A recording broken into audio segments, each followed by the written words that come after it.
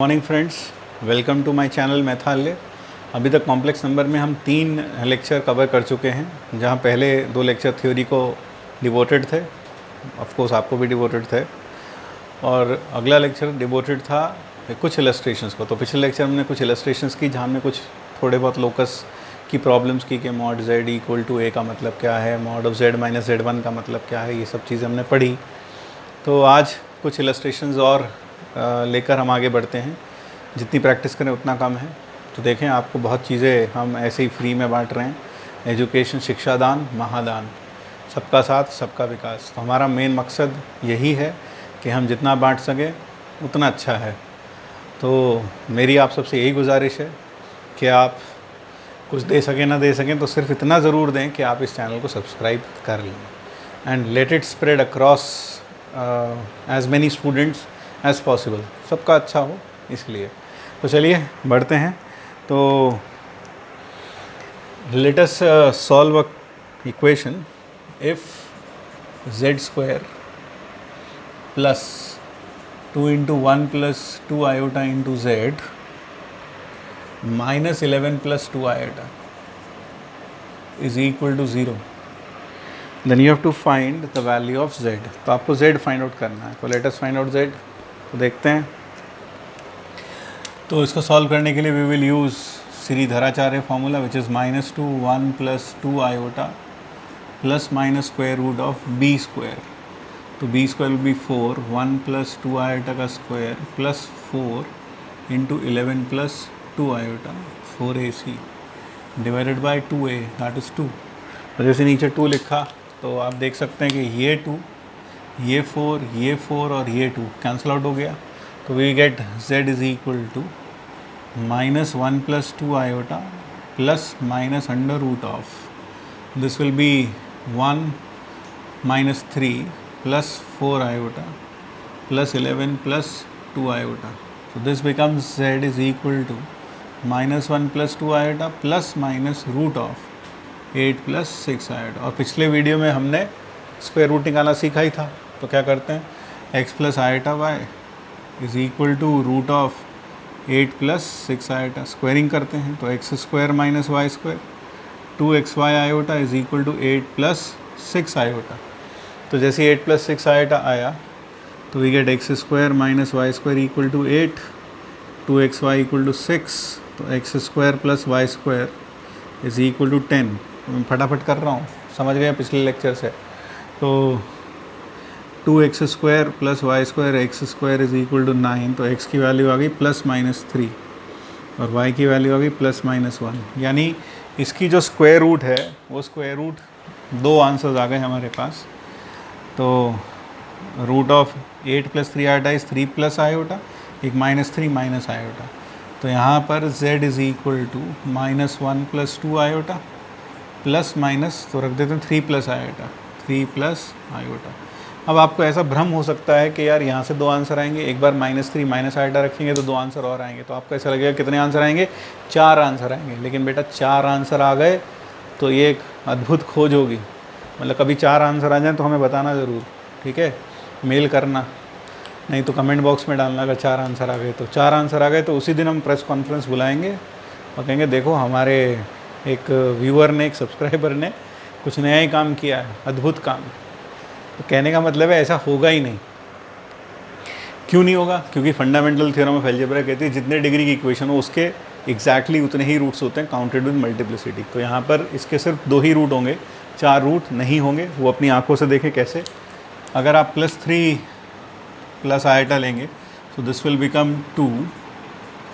तो 3 माइनस 1 2, एक लेंगे +1 माइनस 2, तो 2 माइनस आयोटा, और एक बार माइनस लेंगे तो -3 -4 और माइनस आयोटा -2 आयोटा -3 आयोटा। तो ये 2 आंसर्स आ गए।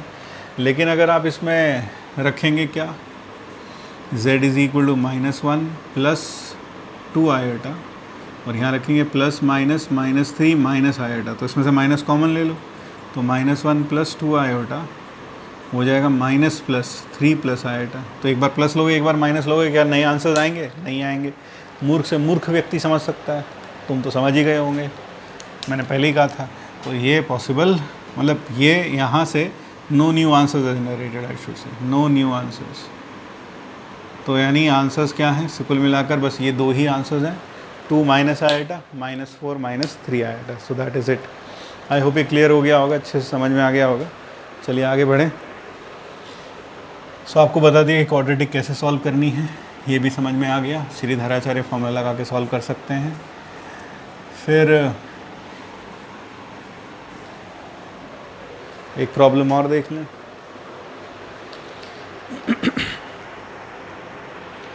So the next problem would be if x minus 2 plus, ठीक है ना, x minus 2 plus y minus 3 into iota divided by 1 plus iota is equal to 1 minus 3 iota, find x and y। तो मतलब निहायत ही टुच्चा और गिरावा सवाल है, तो आप तो कर ही लोगे इसको, ठीक है। तो क्या करेंगे, x minus 2 plus y minus 3 into iota, cross multiply करेंगे, 1 minus 3 iota into 1 plus iota. So that will give you 1 plus 3, क्योंकि ये समझ गए होंगे, -3 आयोटा और प्लस आयोटा, तो दिस बिकम्स 4 माइनस 2 आयोटा। तो x माइनस 2 और y माइनस 3 आयोटा। तो आपको याद होगा, when are two complex numbers said to be equal? They are said to be equal when the real parts are equal and the imaginary parts are equal. So from here I can say that x minus 2 should be equal to 4 and y minus 3 should be equal to -2. तो x की value क्या आ गई 6 और y की value अपने पास आ गई 1। That is it. तो बहुत ही आसान सा सवाल था। कुल मिलाकर सवाल तो सिर्फ एक बहाना था, मकसद वो पॉइंट याद दिलाना था कि equality of two complex number से हम क्या समझते हैं, ठीक है। चलिए आगे बढ़ें, और तो बढ़ते जा रहे हैं निरंतर। तो अगला जो हम क्वेश्चन करने जा रहे हैं, ये आईआईटी में पूछा जा चुका है। Let us do this. It has already been asked in IIT JEE. So this problem is if mod z1 equal to mod z2 equal to mod zn is equal to 1, then prove, what you have to prove, you have to prove z1 plus z2 plus zn is equal to mod of 1 upon z1 1 upon z2 1 upon zn। ये prove करना है हमको, ठीक है। तो चलिए इसको भी प्रूव करते हैं। तो इसमें एक चीज़ देखें, लेट अस प्रूव इट।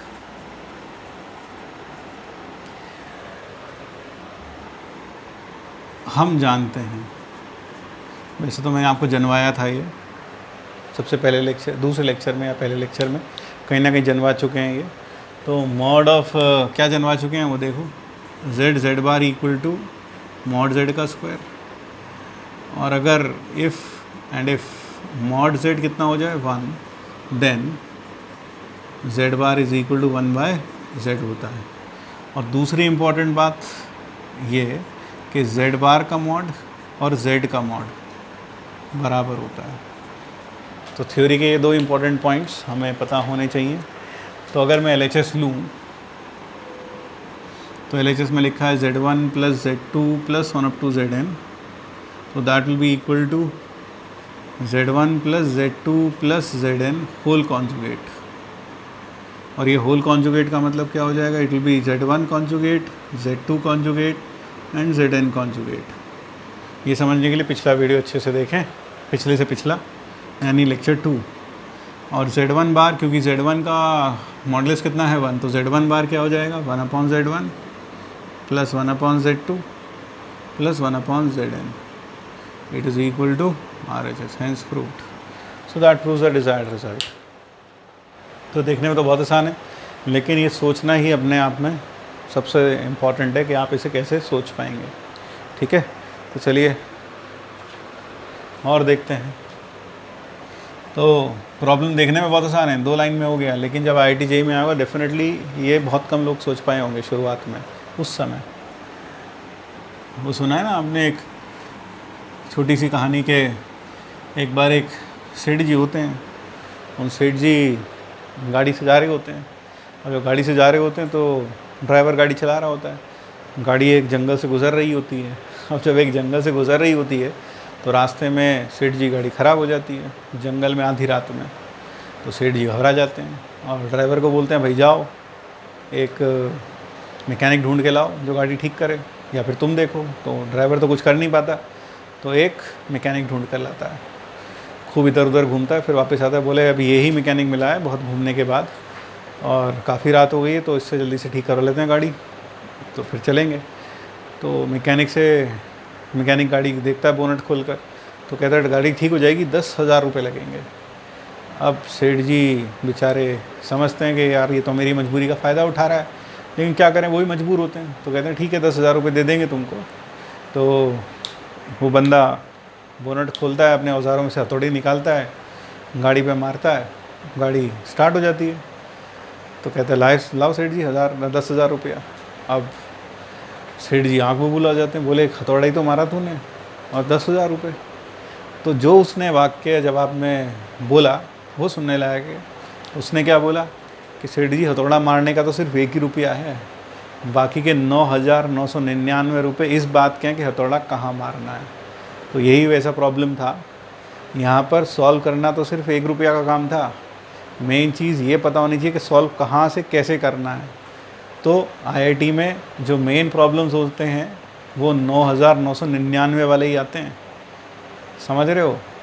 तो वो 1 रुपये का काम नहीं होता, वो 9,999 रुपये। एक बार वो 9,999 रुपये का काम अपने खोपड़ी से कर लिया ना, तो फिर 1 रुपया कुछ नहीं बचता, तो खट से मिल जाता है मार्क्स। ठीक है, चलिए आगे बढ़ें। तो अगला प्रॉब्लम देखते हैं। अगला प्रॉब्लम मेरे ख्याल से हम एक ये पैरेललोग्राम लॉ प्रूव कर लेते हैं।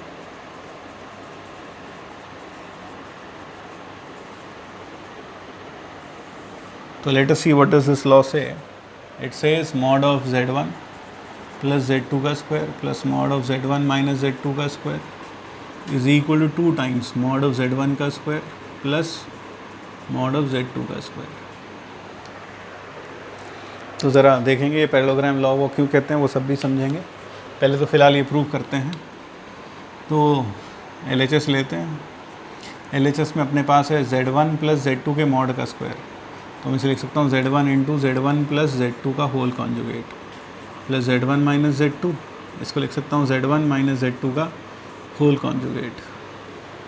तो जब मल्टीप्लाई करेंगे इट विल बी, मतलब पहले तो z1 प्लस z2 और यहाँ आ जाएगा z1 बार प्लस z2 बार और plus z minus z2 z1 minus z2 into z1 बार माइनस z2 बार। आओ मल्टीप्लाई करें, तो पहले ये इससे मल्टीप्लाई होगा फिर इससे मल्टीप्लाई होगा, तो आएगा मॉड z1 का स्क्वायर, क्योंकि z1 इंटू z1 बार, फिर अगला z1 z2 बार।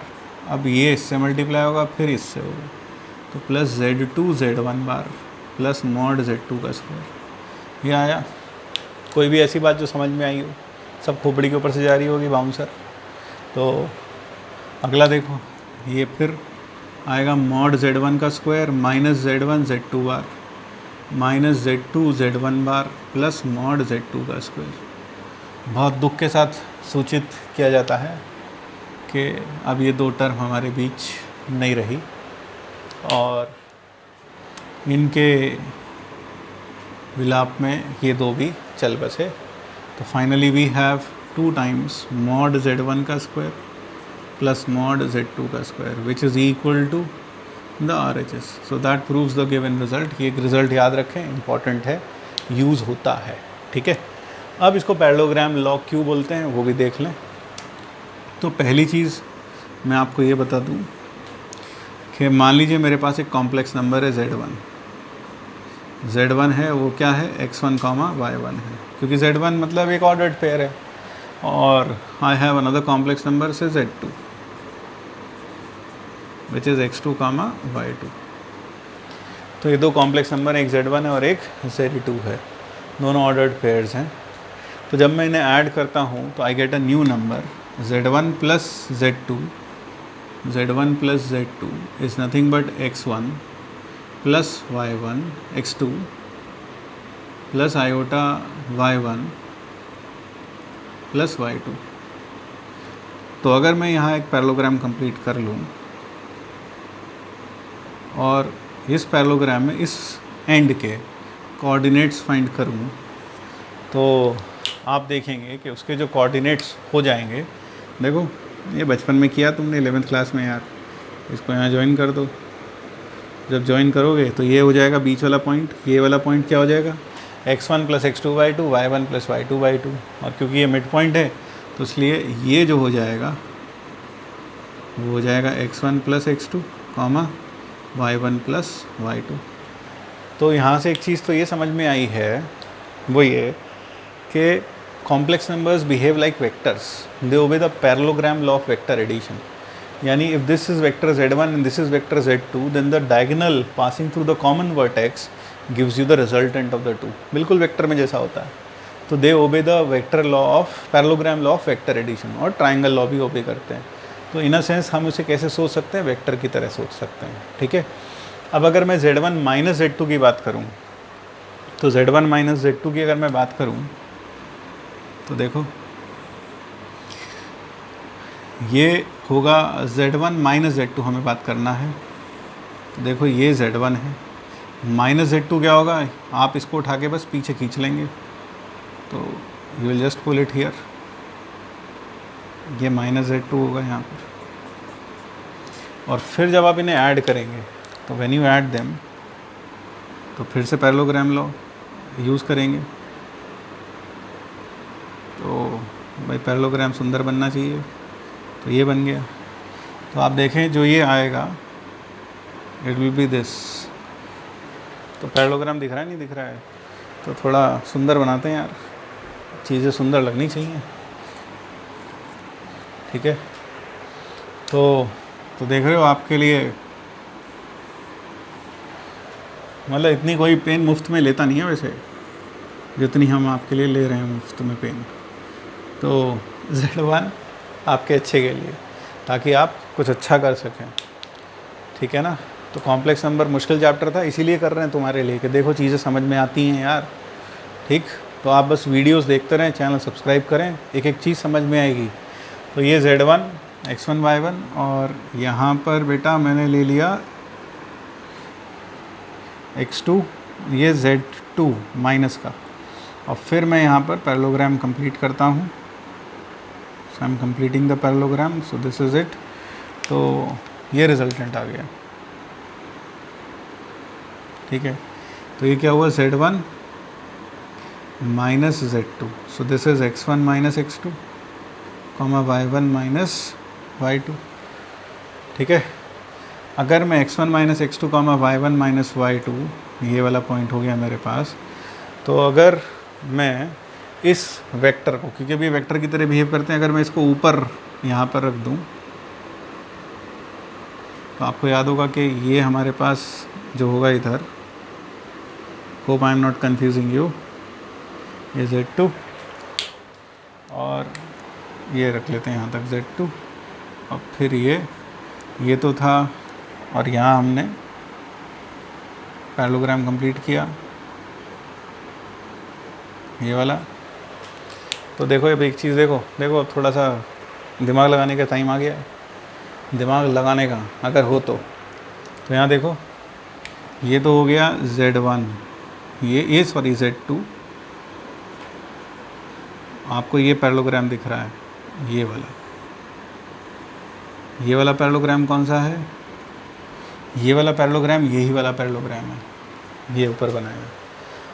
और ये दूसरा पैरेललोग्राम कौन सा है वो देखो, वो ये है, this is the second parallelogram.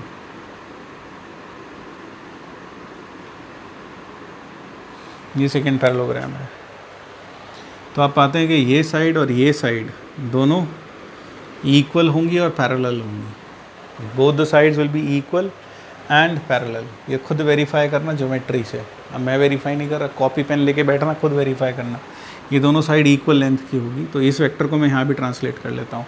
तो इसका मतलब एक डायगनल तो क्या देती है Z1 प्लस Z2, और जो दूसरी डायगनल होगी ये डायगनल देगी Z1 माइनस Z2।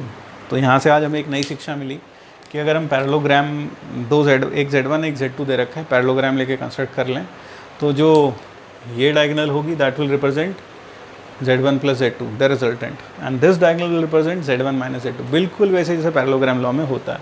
अब इस पर आ जाएं, तो ये क्या कहता है, आइए देखें क्या कहता है। It says the sum of squares of the length of the diagonals, the sum of the squares of length of, याद करो mod of Z1 minus Z2 इसका लेंथ हो गया, और mod of Z1 plus Z2 वो इसका length हो गया, ठीक है ना, क्योंकि वो Z1 और माइनस Z2 के बीच का डिस्टेंस है, तो ये हो जाएगा, that will be the distance between, वो ये वाला, ठीक है ना।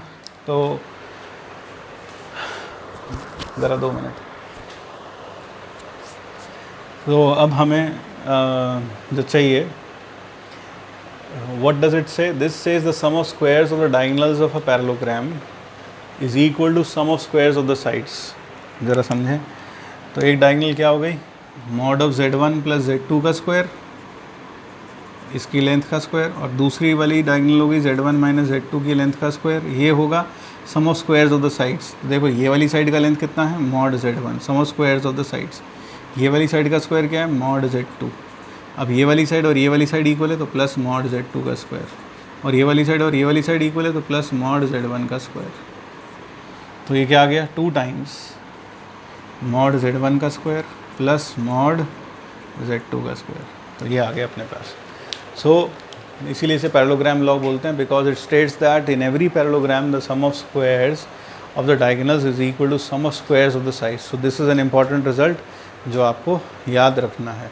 तो आई होप ये क्लियर हो गया होगा, और मुझे लगता है कि शायद जो इस लेक्चर की ड्यूरेशन हो गई है, I think it is approximately 30 minutes के आसपास हो गई होगी। तो चलिए देखते हैं, आगे बढ़ें। चलिए एक इलस्ट्रेशन और करके देखते हैं। So the next illustration is if mod of Z1 minus Z2 upon 1 minus Z1 bar into Z2 is less than 1, then you have to prove that mod Z1 is less than 1 and mod Z2 is also less than 1, or mod Z1 is greater than 1 and mod Z2 is also greater than 1. So that is what we have to prove. तो चलिए देखें इस problem को। तो भाई mod of Z1 upon Z2 क्या होता है, mod of Z1 upon mod of Z2, यानी दोनों मॉड अलग अलग, less than 1। Non negative quantity हुई, क्रॉस मल्टीप्लाई कर सकते हैं, ज़ीरो भी नहीं हो सकती, तो mod of Z1 minus Z2 is less then mod of 1 minus Z1 bar Z2। दोनों साइड नॉन नेगेटिव क्वांटिटीज़ हैं तो स्क्वायरिंग कर सकते हैं, तो Z1 माइनस Z2 का मॉड का स्क्वायर यहाँ लगा देते हैं स्क्वायर, तो दिस इंटू इसका bar Z1 minus Z2 whole bar is less than 1 minus Z1 bar Z2 into 1 minus Z1 bar Z2 whole conjugate. Now this becomes Z1 minus Z2 into Z1 bar minus Z2 bar is less than 1 minus Z1 bar Z2 into 1 minus Z1 Z2 bar। तो multiply करते हैं, so this will give us mod Z1 का square and minus Z2 bar Z1 minus Z2 Z1 bar plus mod Z2 का square, और इधर देखो क्या आ जाएगा, इधर आ जाएगा less than 1 minus Z1 Z2 bar minus Z1 bar Z2 plus mod Z1 का स्क्वायर इंटू मॉड Z2 का square, that is what we get. और फिर से दुख के साथ सूचित किया जाता है कि ये दोनों अब हमारे बीच नहीं रहे। तो finally we got mod of Z1 square minus 1 plus mod of Z, ये भी Z1 स्क्वायर है, ये मॉड Z2 स्क्वायर है यार, mod of Z2 square minus mod of Z1 square mod of Z2 square less than 0। अब इन दोनों में से कॉमन क्या आ गया, माइनस Z2 स्क्वायर, और इसमें से आ गया अपने पास में 1, इसमें से आ गया 1। तो इसके फैक्टर मैं यहाँ लिख रहा हूँ, यहाँ जगह नहीं बची। Let me write down the factors over here. So the factors would be mod z1 का square -1 into 1 minus mod z2 का स्क्वायर लेस दैन 0। अब आप जानते हैं दो क्वांटिटीज़ का प्रोडक्ट लेस दैन 0 तब होता है जब ये रियल है। पहली बात ध्यान रखो, ये रियल है। Mod z is always a real number because it is a distance from origin. तो दो रियल नंबर्स का प्रोडक्ट लेस दैन 0 कब होता है? जब दोनों में से एक पॉजिटिव हो, यानी ये और ये नेगेटिव हो, ये पॉजिटिव वो नेगेटिव, या फिर क्या हो, ये नेगेटिव हो और वो पॉजिटिव हो। तो अगर ऐसा हुआ, यानी 1 माइनस मॉड z1 का स्क्वायर अगर ग्रेटर देन 1 हुआ, so this will become mod z1 greater than 1। उधर ले गए, रूट लगा दिया, प्लस माइनस का चक्कर ही नहीं क्योंकि z1 कभी नेगेटिव हो नहीं सकता। एंड यहाँ से आ गया लेस देन 0, तो मॉड z2 ग्रेटर देन 1। और यहाँ से क्या आ गया? Mod z1 less than 1 and mod z2 less than 1। So that proves the desired result. तो आई होप आपको ये क्लियर हो गया होगा बिल्कुल। तो यहाँ पर हमने प्राइमरीली जितने भी प्रॉब्लम्स किए वहाँ पर हमने एक रिलेशन यूज़ किया है, और वो रिलेशन क्या है? Mod of z square is equal to z into z bar. तो ये बहुत इंपॉर्टेंट रिलेशन है और हम इसे अभी तक बार बार यूज़ करते हुए आए हैं। तो चलते चलते आइए एक प्रॉब्लम और देख लेते हैं। अगर मैं आपसे पूछूं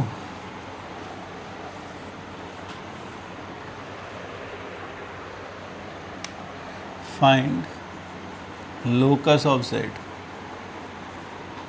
mod of z plus 2 iota plus mod of z minus 2 iota, नहीं चलो 2 ले लेता हूँ, यहाँ -2 ले लेता हूँ, इज इक्वल टू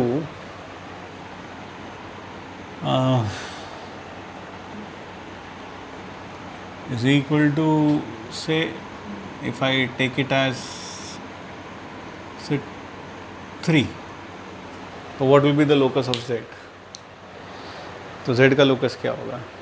और इसमें कई लोग कहेंगे ये है z की दूरी -2, 0 से और ये दूरी है z की 2, 0 से, तो दोनों का सम 3 के इक्वल है, यानी z का distance sum of distances of z from 2 fix points is a constant. तो कई लोग तुरंत ढैंचू करके बोलेंगे क्या कि जो लोकस होगा वो क्या होगा? एलिप्स होगा। But locus will not be an ellipse. क्यों माय डियर? आप एक इम्पॉर्टेंट बात भूल रहे हैं एलिप्स में। एलिप्स के केस में ये एक फोकस S1, ये फोकस S2 और ये कोई पॉइंट है P, तो no doubt S1P plus S2P constant होता है, और ये कांस्टेंट किसके इक्वल होता है? 2a के इक्वल। लेकिन जो ये 2a है, this 2a is greater than S1 S2, ये कंडीशन भी होती है, यानी कि जो दोनों का सम ऑफ फोकल डिस्टेंसेस है उस P का, वो फोकल डिस्टेंस जो होना चाहिए उन दोनों पॉइंट्स के बीच की दूरी से ज़्यादा होना चाहिए। अब देखा जाए तो इस केस में 2 और -2 के बीच की दूरी कितनी है? 2 और -2 के बीच की दूरी है 4, जबकि ये कांस्टेंट कितना है? 3। तो इसका मतलब ये एलिप्स तो नहीं बनेगा। तो क्या बनेगा वो देखते हैं। तो देखें, क्या ये पॉइंट Z जो है क्या वो कहीं ऊपर हो सकता है? यहाँ पर क्या कहीं यहाँ हो सकता है? नहीं हो सकता। क्यों? क्योंकि this plus this sum of 2 sides of triangle will always be greater than third side.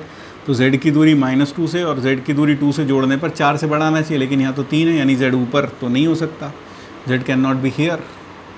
तो Z अब इधर नहीं हो सकता, तो क्या Z नीचे हो सकता है? नीचे भी नहीं हो सकता। तो ना तो Z ऊपर हो सकता ना ही नीचे हो सकता। क्या Z यहाँ हो सकता है? यहाँ नहीं, Z यहाँ भी नहीं हो सकता, क्योंकि अगर Z इस पर होता तो Z की दूरी -2 से और Z की दूरी 2 से जोड़ने पर वैल्यू 4 से भी ज़्यादा आती।